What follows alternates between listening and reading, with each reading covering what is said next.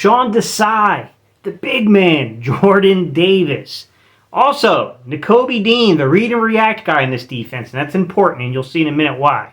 I want to put this 2023 Philadelphia Eagles defense under the microscope for what we saw so far from the preseason with a little bit of a touch of salt, if you will, just a little grain of salt, which is to keep in mind, guys, that we're analyzing more so the nuts and the bolts of the scheme, more so than the performance of the players, because I can't tell you with any confidence that some of these dudes are even professional. They're going to be on 53-man rosters, maybe practice squads, I don't know, so I'm a little weary about trying to judge the competition. But with that said, I do think there are a couple really important things to point out from a couple specific plays. I'm going to go in depth. I'm going to tell you everything from the coverages to the alignments to what I'm seeing in terms of what could potentially be coming up in terms of the scheme in itself. Like, what are they trying to accomplish? All right, y'all, without further ado, let's jump into the film. What's up, Cerebral Football fans? My name is Steven Hyder. This is Gate City Sports Channel. One of the first things I'm noticing right off the bat from running the film, right, getting a chance to finally dive in to the all-22 behind the play of these guys is four-man fronts. You guys, if you've been following me, you know one of the things I harped on is, hey, man, I love the five-man front. I love the idea of being able to get one-on-one blocks down there. But I kept saying we've got to find a way of stopping the run with a four-man front.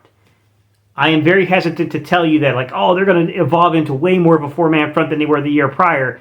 But I will say, at least from the standpoint of what they're putting on film in the preseason, there seems to be an emphasis on getting stops in the run game with a four-man front and the way they're manipulating that. So I want to take you into the first play. I want to show you the coverage. I want to show you exactly what they're doing to manipulate the box, because I think right off the jump, you're starting to see something a little different.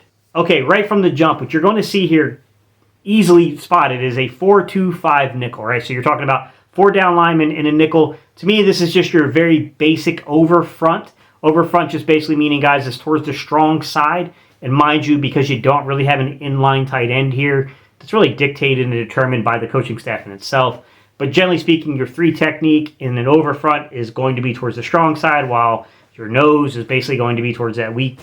Now you can see here that they are playing a little different along that line, which you can see is flexed out to the left defensive end spot or the on-ball Sam spot. When you got four linemen, I don't normally think of this as an overhang. It's more of a terminology that I hear more so coming out of those 50 and 30 fronts, those 34 adaptation things. And this one, generally speaking, in a four-man front, you normally call it a joker. He's a stand-up joker. Honestly, guys, we're playing semantics. You know what I mean. We each understand each other, whether you call it an overhang, you call it a joker, call it whatever, guys. I mean, we know what that means. You can see, but go down the other side, you see a guy kind of flex more in that 7 or a 9 technique. Hard to judge without a tight end in line, guys, if he's in a 7 or a 9. We both know what we mean by that, guys. We're talking about a speed rush situation, right? We know clearly just from the front here that the goal and the aim here is to put pressure on the quarterback. Now, I want to start off by flipping and talking about the coverage before we get into actually what happens post-snap here. The first thing you're going to see is a subtlety. And it's not very long. It doesn't hold it for a very lengthy amount of time to where you see the safeties. You see the interaction. They look like they're too high. And then immediately you see that you're going to get Edmonds going down into the box. They don't hold this very long. So I'm hesitant to say that this is some kind of pre-snap, wrinkle and disguise. And we see some of the same nuts and bolts from last year. They didn't really hold it that long, guys. It's not like a late movement down into the box. So, yeah, I mean, as soon as you break the huddle, that might be what you see, but within seconds, it's changing there. But you can see right now, from me, you're looking at either cover 1 or cover 3 concept. Just judging from what I see from the linebacker, in particular, basically what I'm seeing for number 41 there, it just does look like to me as if you got a cover 3 concept, because he looks to me as if he's playing the zone and not the running back, per se, because I don't love the way the running back kind of came out to the flats, or not out to the flats, but the way the running back actually kind of got free released out there and really and honestly was open for a little check down, if I'm going to be quite honest about the formation here. Outside, let's take a look at those corners. Let's look at the depth of the corners. Notice something different, guys? I told you in my Sean Desai video when I broke him down from his time in Chicago, I said one of the things I noticed is a lot of similar coverage concepts to Gannon, but with subtleties. And one of the subtleties I told you was he seemed way more willing to shorten that cushion. Now, I will caution. Don't look at this snap here and think to yourself oh, they're going to play a lot of match and mirror and a lot of man press that's coming up. It's a balance, guys. You can't be 100% one way or the other, man, or else you're going to get exposed. Teams are going to run rub routes on you. They're going to do stuff to get guys free on you. They're going to, stack and do those kind of heavy formations like that where they're going to get those free releases if you do that too much, right? I mean, it's tough. Plus, the more that you're playing man coverage like that, I mean, it's harder as a defensive back unless the ball is just errantly thrown to get to it, right? So there is a case for why you should have a cushion, why you should play off, why you should trust the eyes of your defensive backs to make quarterbacks pay for basically doing bad things with the ball. Like, definitely saying if you can get your guys out there in a way that where they can read route combinations, that's only coming off coverage, right? Go to the Eli Ricks pick, guys. That's off coverage. He's playing off. He's able to see the routes develop in front of him and then take advantage of a really bad placed football, to be quite honest, on that play. This one here, we see what I was telling you guys early on about him, about Desai, is I think that, in my opinion, what I saw from the film, this man seems to be way more willing to play, his coverages up closer. He is not scared to throw his defensive backs into the run game. Which brings me to another point here. Look at the way things are going, right? You see Edmonds down in there. This is a really good read by Edmonds. Gets out there and just, bam, slams into that one. I mean, that really quick decision there from Edmonds. He sees it. He processes it, and he gets to the player, and he puts them down. You can see that they're not scared to put their safeties, their corners. They're not scared to bring these guys in the play. And that stands out to me is if you're not in a 50 front, then your nickel and your safeties are going to have an impact in your run game. And I think that also makes it tough is like when you get to those snaps where I saw some variation, I saw some things that might lead me to say like, oh, this is either a big nickel, we're playing three safeties, or this is dime. And a guy like Josiah Scott makes that hard to determine because there are times they play Josiah Scott as like the third nickel corner in the preseason, guys, when I'm talking about this. And there's also times where he's playing like the second or third rotation in safety. So like, I don't know. I mean, this is either a variation of dime or a variation of big nickel we're watching. And, I can't really outright say which one it is, and I think that's by design. I do think that the Sean Desai wants to have these versatile players that do make things like that difficult to necessarily distinguish.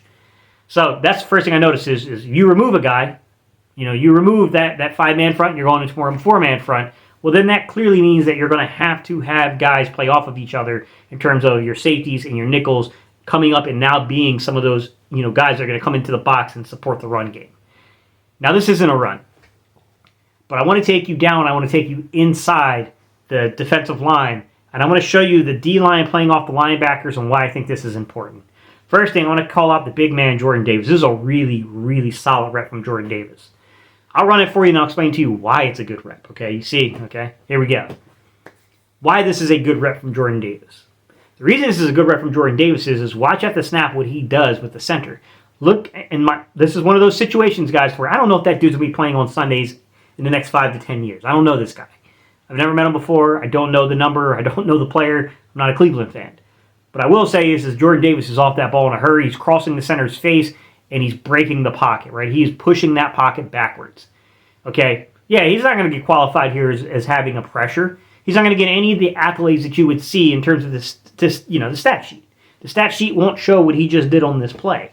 However, if you got a guy, and this is very important for Jordan Davis to show he has the ability to do this, who can get off the ball fast enough, cross the face of the center. You got a 2-eye. He's down in a 2-eye, crossing the face of the center, and then pushing the pocket. That's a big deal, because watch what the linebackers do. And this is something I've noticed from Desai's system in this preseason so far, and I don't know that this will continue in season, but generally speaking, you got wherever basically the running back lines up, it's going to somewhat determine this, it looks like to me. The running back is going to be offset to the right side of the quarterback, left side of the defense, right? So your Mike, we consider probably traditionally be your Mike linebacker in this situation, is kind of tied up with covering the running back and falling into the zone, if you will. He's not really covering the running back because this isn't a cover 1. This looks like cover 3 to me, but he's going to be the zone guy because of where the running back is. It seems to be kind of a repeatable thing when you look at the film with him. But watch the opposite linebacker, right? Jordan Davis starts pushing that pocket, crosses the face of the center, that linebacker's coming.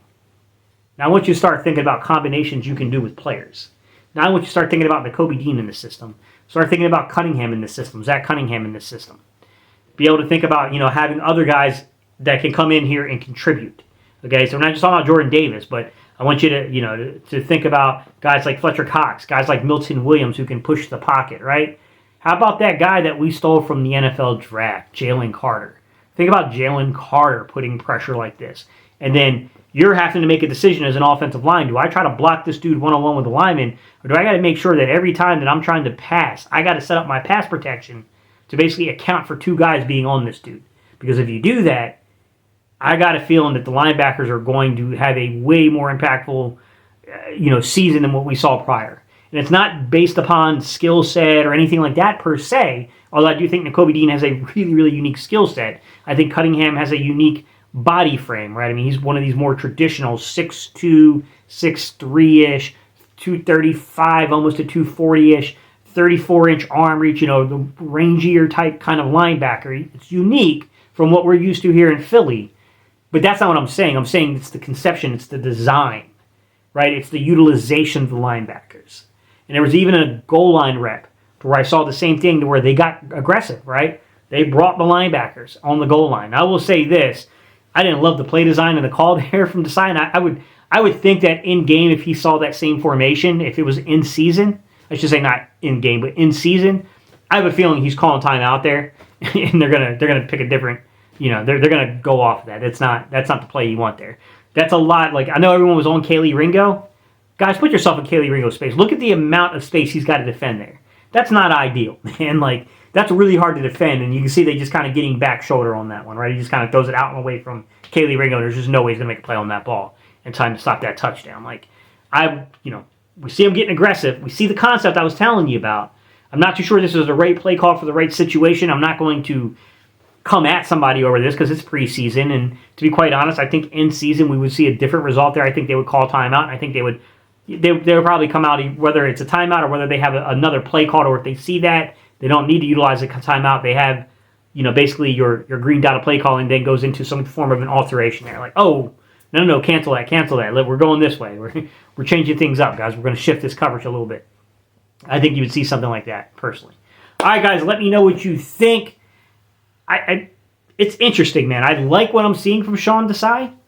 We're going to have to see how this plays out in the regular season now. I want to see how all this comes together with our personnel. All right, y'all. I appreciate you guys, and I'll see y'all on the next video.